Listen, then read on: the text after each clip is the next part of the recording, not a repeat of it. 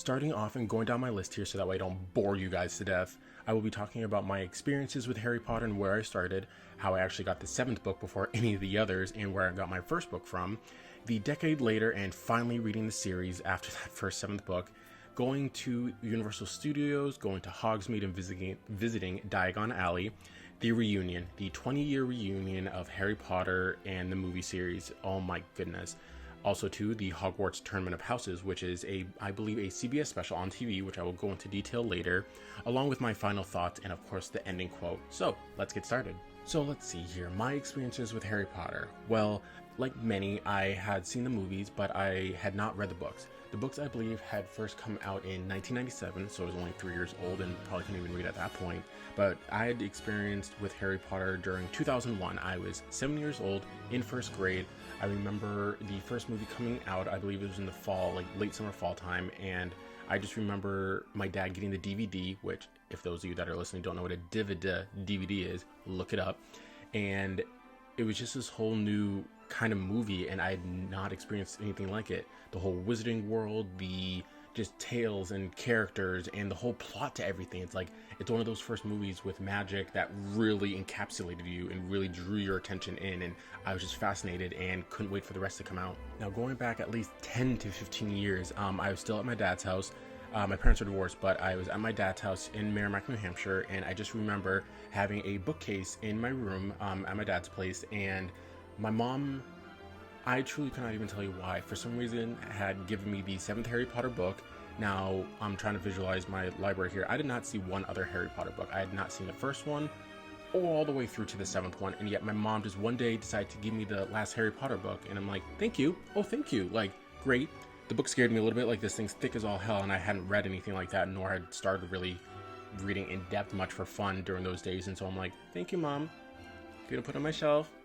Don't know how long I'm going to sit there and collect dust, but thank you. Before reading the Harry Potter series, I had actually gone down to Florida to Universal Studios with Scott last October, and so it was going down for a vacation, and it was specifically for a wedding, but we turned it into a 10-day long vacation to see friends, family, and finally end our adventures at Universal Studios and Islands of Adventure. Specifically, we wanted to see Harry Potter, we wanted to visit Hogsmeade, go down to Diagon Alley, and oh my goodness, it was truly amazing.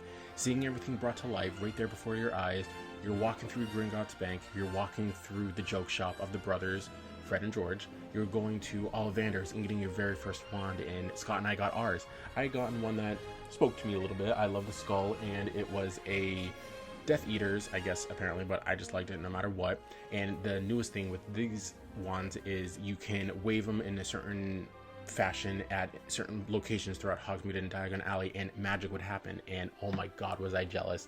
My good friend Tori had waved her wand. She had gotten Hermione's, and first time, of course, Miss Little Hermione Granger, Miss Tori, now Jackson, waved her wand and made it rain, and oh my goodness, jealous, and I couldn't wait to try mine out.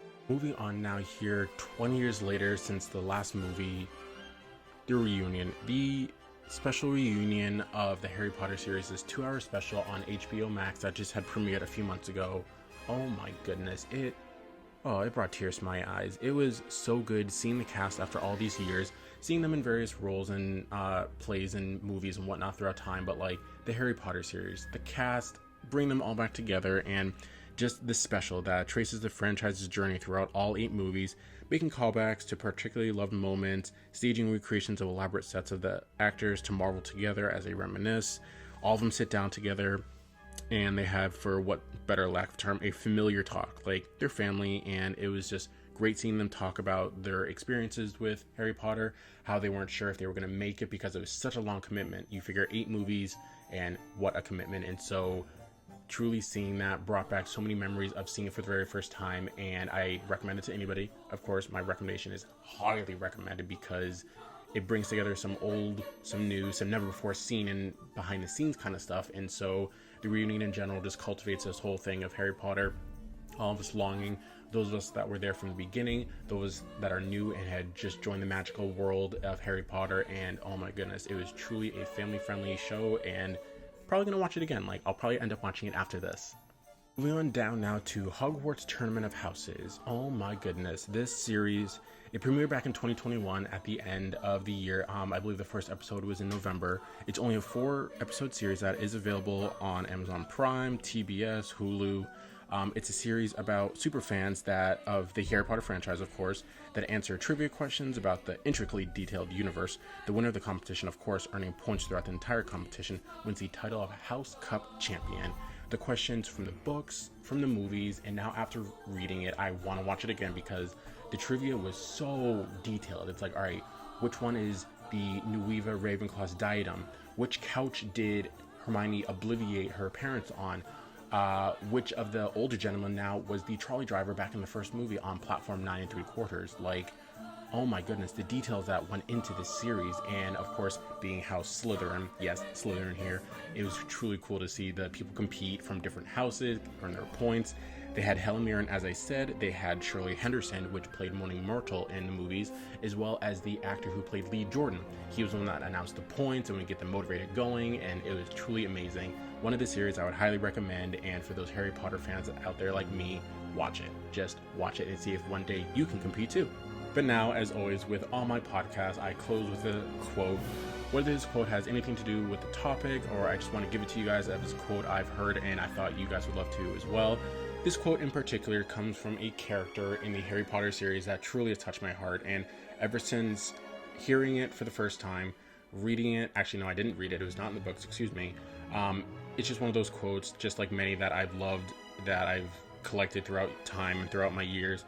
This quote to me is truly what it means to be me sometimes, and why I'm being an interpreter, because words, interpreting, transliterating, and just finding different words, antonyms and stuff, and synonyms, it's a quote to me that I will forever have on me. It's going to be a tattoo, and I can't wait. So the quote of this episode is, "Words are, in my not so humble opinion, our most inexhaustible source of magic, capable of both inflicting injury and remedying it." Guys, with that being said, we are at the final moments here of What's It Like on this episode. What's it like reading Harry Potter for the very first time? Here it is. Like, these are my thoughts. Like, I truly have been appreciative of those of you that have made it this far, listened to the episodes, and have given insight into your final thoughts. Until next time, I will see you guys on my next episode. Peace out. So, I hope you guys like that little snippet from my Harry Potter series and on my new podcast of What's It Like. I will be adding more as I go if I feel like filming it. But until next time, I'll see you guys later. Peace.